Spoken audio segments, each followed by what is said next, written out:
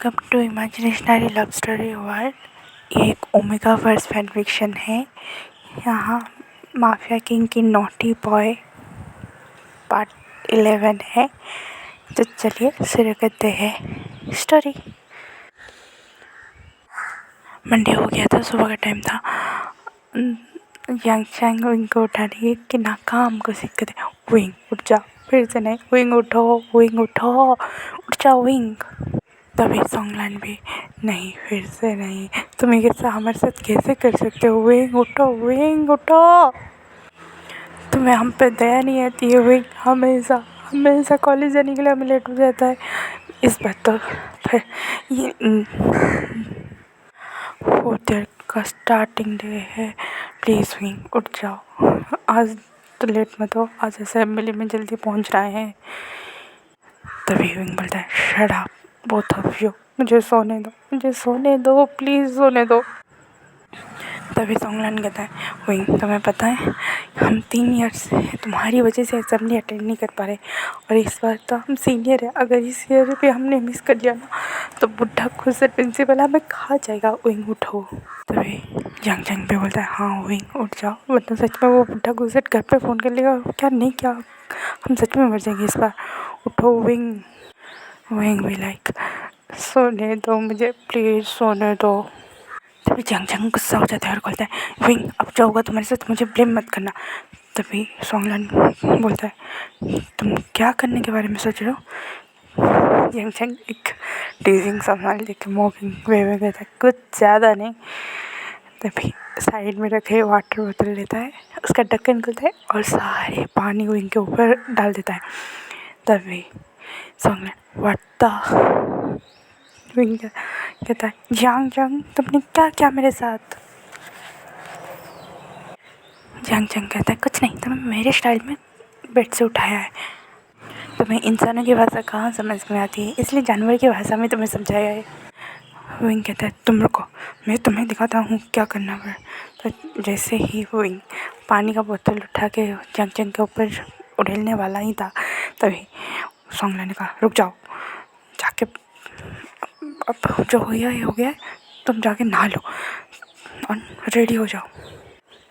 तो विंग ने कहा तुम मुझे क्यों बचा रहे हो, और मैं नहाऊँ, क्यों नहाऊँ, मुझे जंग जंग ने सर से लेके पाँव तक पिघा तो दिया है, और कितना नहाऊंगे, वैसे ब्रश करके रेडी होके नीचे आ जाओगे। तभी जंग जंग बोला यू विंग कभी तो नहा लो, सही से तुम्हारी स्मेल के चक्कर में कॉलेज के सारे स्टूडेंट भाग जाएंगे। तो विंग ने दांत दिखा दिया भागने दो, वैसे भी विंग इतना खुश से रहते, कोई देखते ही रह जाता है, कोई भागता नहीं, तुम्हारी क्रम्पी फेस को देखिए जैसे भागते सारे। जंग जंग विंग। तभी सॉन्गलाइन बस बहुत हो गया तुम दोनों का, जाके रेडी होके आ जाओ।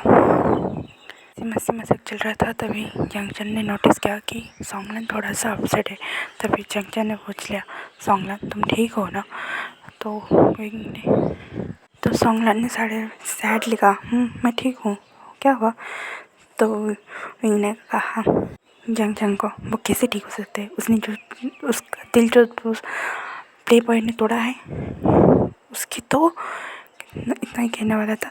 तो सॉन्गलाइन ने कहा उस टेंशन लेने की कोई ज़रूरत नहीं है, और उसके बारे में ज़्यादा बात भी मत करो, मैं उसे भूलने की कोशिश कर चुका हूँ और कर चुकी हूँ भी, मैं उसे भूल चुकी हूँ, मैं मूव ऑन हो चुकी हूँ, बस उसको फॉल्स होप दे रही थी और उससे ज़्यादा कुछ नहीं, और मैं फॉल्स होप से बाहर निकलना जानता हूँ, और मैं एक बड़े टफर था जो उसके प्यार में गिर गया, उसकी सच्चाई जानते हुए भी, और कुछ नहीं। छोड़ो थोड़ा सा टाइम लगेगा पर मैं मूव ऑन तो हो ही जाऊँगी कल तक। ये सुनने के बाद जंग और विंग ने एक दूसरे को देखा और इस में कुछ कहने लगे, और फिर सॉन्गलाइन का मूड लाइट करने के लिए दोनों ही बोले फाइनली सॉन्गलाइन तुमने एडमिट तो किया तुम एक नंबर की डफर हो, स्टूपिड हो, इडियट हो। उस प्ले बॉय को थैंक यू कहना चाहिए हमें, उसकी वजह से तुम अपनी आइडेंटिटी को मानने लगे हो। तो सॉन्गलाइन ने कहा दोनों चुप हो जाओ वरना मैं तुम दोनों को कूट डालूंगी, उसका गुस्सा तुम दोनों पे निकलेगा। तो विंग जंग हंसने लगे। तभी सॉन्गलाइन ने बोला अच्छा ठीक है विंग, जल्दी रेडी हो जाओ वरना हम सच में कॉलेज के लिए लेट हो जाएंगे और सच में प्रिंसिपल हमें इस साल तो छोड़ेगा ही नहीं, क्योंकि 30 साल का गुस्सा, 3 साल का गुस्सा एक बार में जो निकालने को मिल जाएगा उसे। तो विंग और जंगचन ने सर हिलाया और जंगचन ने कहा, सोंगनान तुम्हें कुछ नया बोलना चाहिए, पता है ना हम विंग की वजह से कभी टाइम पे किसी भी जगह पे नहीं पहुंच सकते हैं।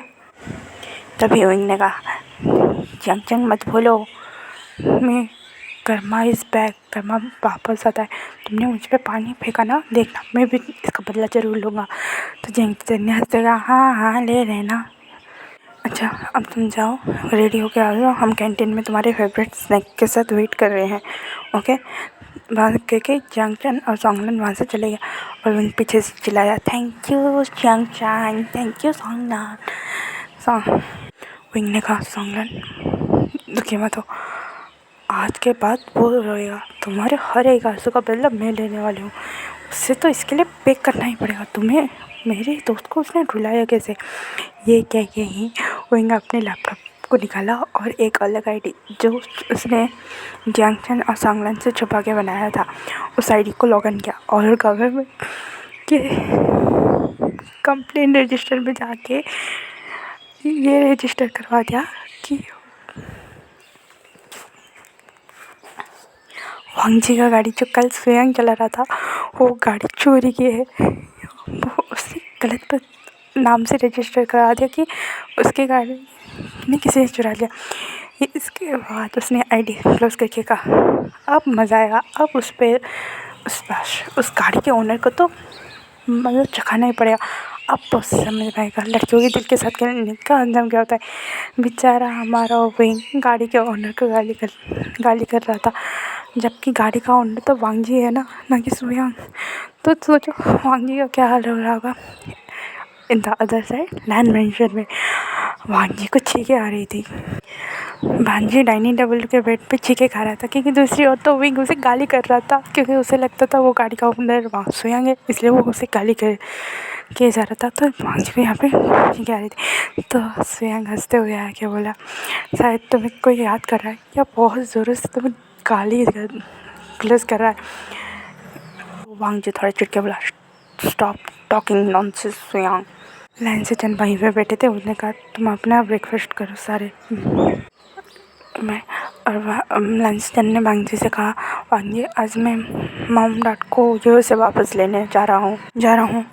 तो वांगजी ने कहा, काका ये सही होगा क्या, उन्हें यहाँ पे ला के फिर से रखना। तो लाइन से चंद ने कहा, हाँ यहाँ पे अब सब कुछ हमारे कंट्रोल में आ गया है और सब सेफ भी है, और वैसे भी उन्हें ज़्यादा देर बाहर रखना सही नहीं होगा, उन्हें डाउट भी हो सकता है, तो खतरा टल गया है। हमने उन्हें छुट्टी का बहाना कह के भेज तो दिया था, पर छुट्टी क्या बरसों तक होती है क्या वांगजी, तो उन्हें वापस लाना ही होगा। तो वांगजी ने कुछ नहीं कहा और अपना सर मिला था और वांगजी ने सुयांग से पूछा, कल रात की ओमेगा बारे में क्या पता चला। तो सुयांग ने बड़े एक्साइटेड में कहा, एक इंटरेस्टिंग न्यूज़ पता चली, हम इतने सालों से जो ह्यूमन ट्रैफिकिंग ओमेगा की रोकने वाले कोशिश कर रहे हैं, हमें उसका मेन लीडर बारे में उस ओमेगा के थ्रू पता चल गया है, और मैं कुछ समय के बाद वहाँ के लिए निकलने वाला हूँ। तभी लाइन्स ने कहा, तुम इन सब के बारे में श्योर हो ना, वो कोई ट्रैप तो नहीं है। तभी सुयांग ने कहा, नहीं काका, मैं डबल चेक कर चुका हूँ और ये सच है, इतने दिनों के बाद इतना बड़ा सक्सेस मिलने वाला है, एक बिग ये हो गया तो सबसे बड़ा अचीवमेंट ही होगा हमारे लिए। लाइन्स ने अपना सर हाँ में हिलाया और वांगजी ने थोड़े स्ट्रिक्ट लहजे में कहा, be careful and take care yourself. तो सुयांग ने कहा, हाँ मैं अपना ख्याल रख लूँगा और चिंता मत करो मेरी, और मैंने तुम्हारे और काका का शेड्यूल सेट कर लिया है, तुम्हें आज एक कॉलेज का असेंबली अटेंड करना होगा जो काका करने वाले थे। तो लाइन्स ने कहा, मेरे असेंबली अटेंड तो मुझे करना चाहिए था, तुमने वांगजी को क्या। तो सुयांग ने कहा, काका आप आज यूएस से जा रहे हो ना, तो आपको थोड़ा जल्दी निकलना होगा, क्योंकि हमारे वो यूएस वाला प्रोजेक्ट जो है उसके इन्वेस्टर आपके साथ मीटिंग करना चाहते थे, तो आप जा रहे हो, इसलिए मैंने वहाँ की मीटिंग आपके साथ शेड्यूल कर दी और वांगजी की यहाँ पे। तो लालची ने कहा अच्छा चलो ठीक है, तुमने ये काम ठीक सही से किया, ठीक किया, मैं वहाँ का काम संभाल लेता हूँ, वांगजी यहाँ का। तो वांगजी ने कहा ठीक है काका, मैं यहाँ का संभाल लूँगा, आप जाइए। तभी स्वयं को मैसेज रिसीव हुआ कि लालची का जेट रेडी हो चुका है। तो स्वयं ने लालची को कहा काका आपका जेट रेडी हो चुका है। तो लालची वहाँ से ब्रेकफास्ट करके निकलने वाले थे कि उन्हें कुछ याद आया। उन्होंने वांगजी की ओर मुड़ा और कहा वांगजी अपने गुस्से को कंट्रोल रखना, हम यहाँ पे नहीं होंगे, ना स्वयं ना मैं, तो थोड़ा कंट्रोल पे रहना अपने गुस्से पर। तो वांगजी ने अपना सर हमें मिला दिया और कुछ नहीं कहा और वहाँ से लालची चले गए। तो फिर ऐसा बोला चलो अभी हमारे जाने का भी टाइम हो गया है।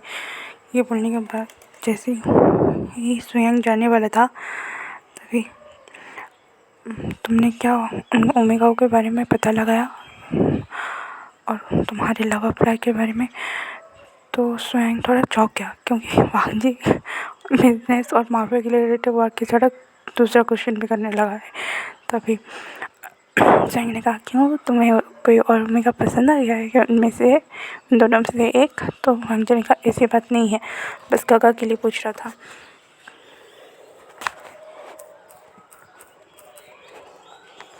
तो स्वयं ने कहा मेरे वाले का तो जल्दी पता चल जाएगा, पर काका के दो ओमेगा के बारे में पता करना थोड़े मुश्किल है, फिर भी IT डिपार्टमेंट लगा हुआ है काम पे।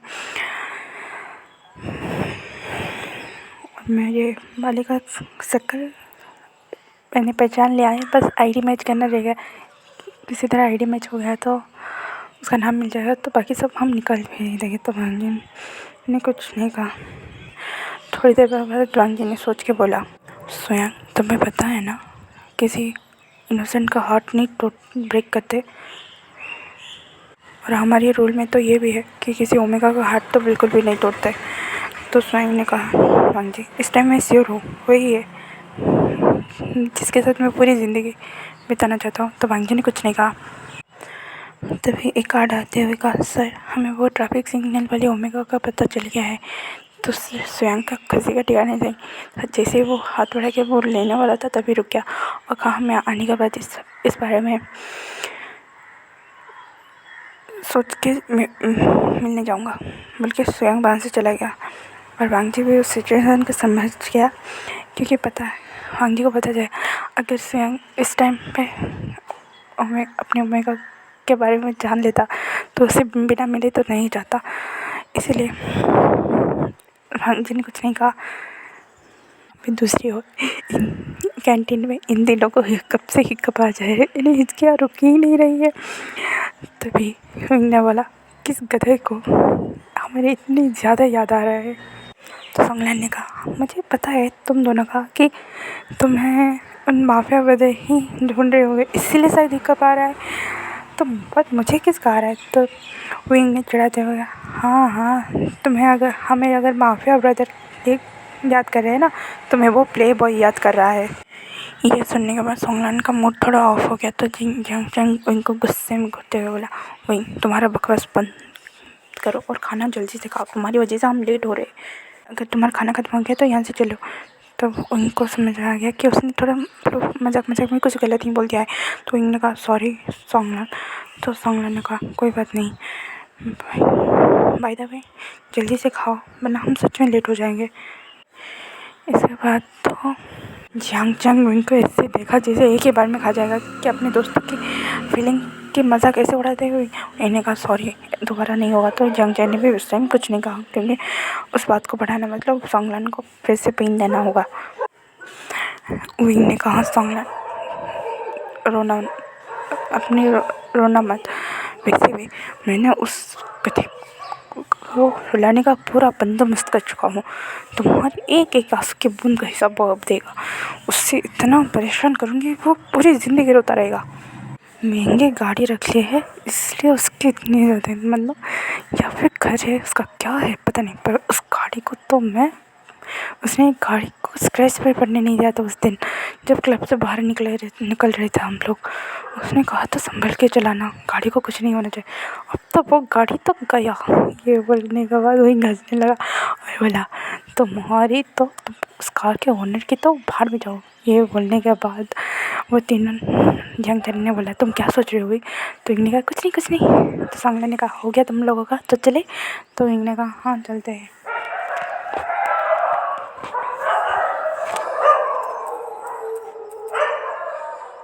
और वो तीनों कॉलेज की ओर निकल गए। आज का स्टोरी यहीं पे ख़त्म होता है। Thank you for watching sweeties and cuties. Please ignore the background voice. हमारे साइड में थोड़े ज़्यादा ही कुत्ते हैं इसलिए ज़्यादा ही भौंकते हैं। Sorry sorry sorry sorry. Thanks for watching. Bye bye cuties and स्वीटीज़।